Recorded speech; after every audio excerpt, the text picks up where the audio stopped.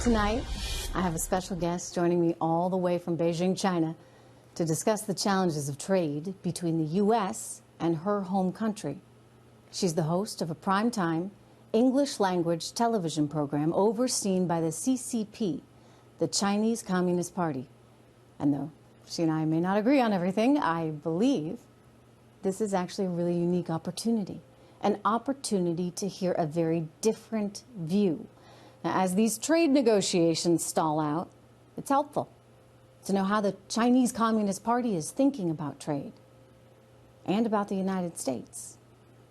Now, in the interest of transparency, I should explain that I don't speak for anyone but myself as the host of a Fox Business show. My guest, however, is part of the CCP, and that's fine. As I said, I welcome different perspectives on this show. With all that in mind, I'm very pleased tonight to welcome Ms. Liu Xin, host of the primetime opinion program, The Point with Liu Xin, to Trish Regan Primetime tonight. Now, just quickly to the viewers, please bear with us as we have a significant time delay in our satellites between Beijing and the U.S. And because of that, we're going to do our very best not to speak over each other. But Xin, welcome. It's good to have you here.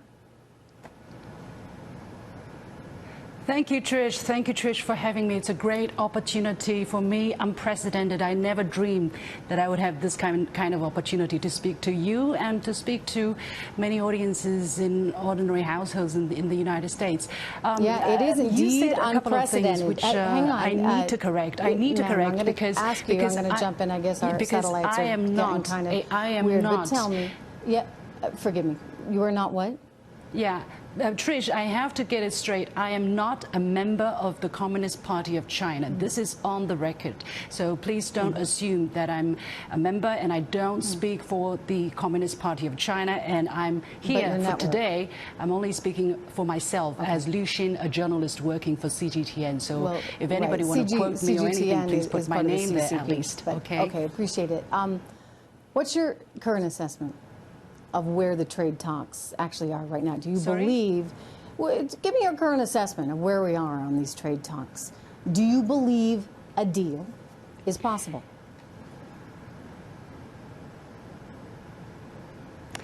It is true that the satellite connection is not very good, but I believe that you're asking me where we are in terms of the trade negotiations.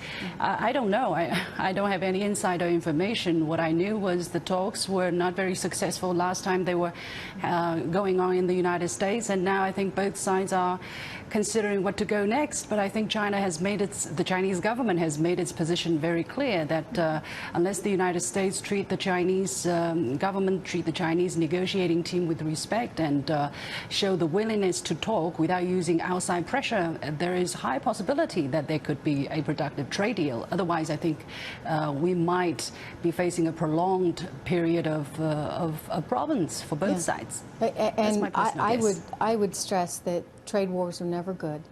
They're not good for anyone. So I want to believe, Xin, I want to believe that something can get done. And these are certainly challenging times. I realize there's a lot of rhetoric out there. But let me turn to one of the biggest issues, and that's intellectual property rights. I mean, fundamentally, I think we can all agree it's never right to take something that's not yours. And yet, in going through so many of these cases at the Independent World Trade Organization, the WTO, that China's a member of, as well as the DOJ and FBI cases, you can actually see some of them on the screen right now. There's evidence there that China has stolen enormous amounts of intellectual property, hundreds of billions of dollars worth. Now, that's a lot of money, but truly, I guess we shouldn't really care if it's hundreds of billions of dollars or just 50 cents. How do American businesses operate in China if they're at risk for having their property, their ideas, their hard work stolen? Well, I think, Trish, you have to ask American businesses whether they wanted to come to China, whether they find coming to China and cooperating with Chinese businesses has not been profitable or not, and they will tell you their answers. As far as I understand, many American companies have been established in China, and they're very profitable, and the great majority of them, I believe, plan to continue to invest in China and explore the Chinese market. Well, now, U.S. President Donald Trump's tariff makes it a little bit more difficult, makes the future a little bit uncertain. I do not deny that there are IP infringement, there are copyright issues, or there are piracy, or even theft of commercial secrets. I think that is something that has to be dealt with, and I think the Chinese government and the Chinese people, and me as an individual, I think there's a consensus, because without the protection of IP right, nobody, no country, no individual can be stronger, can develop itself. So I think that is a very clear consensus among the Chinese society. And of course, there are cases where individuals, where companies go and steal, and I think that's a common practice probably in every part of the world. And there are companies in the United States who sue each other all the time over infringement on IP rights. And you can't say, simply because these cases are happening, that America is stealing, or China is stealing, or the Chinese people are stealing. And basically that's the reason why I wrote that rebuttal, because I think this kind of blanket statement is really not helpful, really not helpful. Well, it's not just a statement, it's multiple reports, including evidence from the WTO. But let me ask you about Huawei, because that's certainly in the headlines right now. Sure, I don't deny those. No, I don't deny those. Right, I mean, look, I think, as I said, we can all agree that if you're going to do business with someone, it has to be based on trust.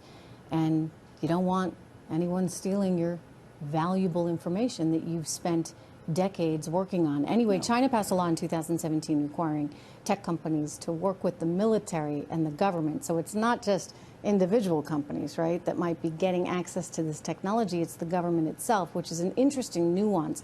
But I get that China is upset that Huawei is not being welcomed into the U.S. markets. I totally get it. So let me just ask you this. It's an interesting way to think about it. I think, what if we said, hey, sure, Huawei, come on in. But here's the deal. You must share all those incredible technological advances that you've been working on. You got to share it with us. Would that be okay? I think it is, if it is through cooperation, if it is through mutual learning, if it is through, if you pay for the use of this IP, of this high technology, I think it's absolutely fine. Why not? We all prosper because we learn from each other. I learned English because I had American teachers. I learned English because I had American friends. I still learn how to do journalism because I have American copy editors or editors. So I think that's fine so long as it is not illegal. I think everybody should do that, and that's how you get better, right? But you mentioned something pretty important, which is that you should pay for the acquisition of that. And, look, I think that the liberalized economic world in which we live has valued intellectual property, and it's governed by a set of laws. And so we all need to kind of play by the rules and play by those laws if we're going to have that kind of trust between each other. But I think you bring up some good points. Let me turn to China right now, which is now, wow, the second largest economy. At what point will China decide to abandon its developing nation status and, well, stop borrowing from the World Bank? Well, I think this kind of discussion is going on, and I've heard very live discussions about this. And indeed, there are people talking about China already becoming so big. Why don't you just grow up? Basically, I think you said it in your program as well. China grow up. Well, I think we want to grow up. We don't want to be, dwarfed or poor, underdeveloped all the time. But it depends on how you define developing country, right? If you look at China's overall size, the overall size of the Chinese economy, yes, we are very big, the world's #1. But don't forget, we have 1.4 billion people. That is over 3 times the population of the United States. So if you divide the second largest overall economy in the world, basically when it comes down to per capita GDP, we're I think less than 1/6 of that of the United States, and even less than some other more developed countries in Europe. So you tell me, where should we put ourselves? This is a very complicated issue because per capita, as I said, is very small, but overall it's very big. So we can do a lot of big things, and people are looking upon us to do much more around the world. So I think we are doing that. We're contributing to the United Nations. We are the world's biggest contributor to the UN peacekeeping missions, and we're giving out donations and humanitarian aids and all of that because we know we have to grow up. And Trish, thank you for that reminder. Let's get to the tariffs. I've seen some of your commentaries too, and Xin, I appreciate that you think China could lower some of its tariffs. I watched you say that, and I'm totally in agreement with you. In 2016, the average tariff, effectively a tax, that was charged on an American good in China was 9.9%. Now, that was nearly 3 times what the U.S. was charging. So what do you say about this? What do you think about saying, hey, you know, to heck with these tariffs, let's get rid of them altogether? Would that work? I think that would be a wonderful idea. I mean, don't you think for American consumers, products from China would be even cheaper, and for consumers in China, products from America would be so much cheaper too. I think that would be a wonderful idea. I think we should work towards that. But you know, you talked about rule-based system, rule-based order. This is the thing. If you want to change the rules, it has to be done in mutual consensus. Basically, when you talk about tariffs, it is not just between China and the United States. I understand if you lower tariff just between China and the United States, the Europeans will come, the Japanese will come, the Venezuelans probably will come and say, hey, we want the same tariff. You can't discriminate, you know, between countries. So it is a very complicated settlement to reach, and I think the last deals, right? Agreement that China and the about trade, yes, I'm talking about tariffs.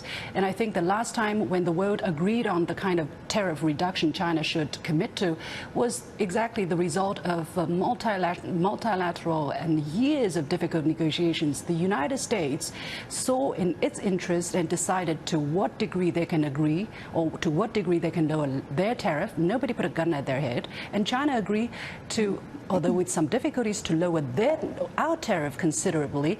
It is all the decision of countries according to their own self-interest. Now things are different. Yes, I agree. 20 years later, what are we going to do? Maybe these old rules need to be changed. You know what? Let's talk about it. Let's do it according to the rules, the same rules. If you don't like the rules, we'll change the rules.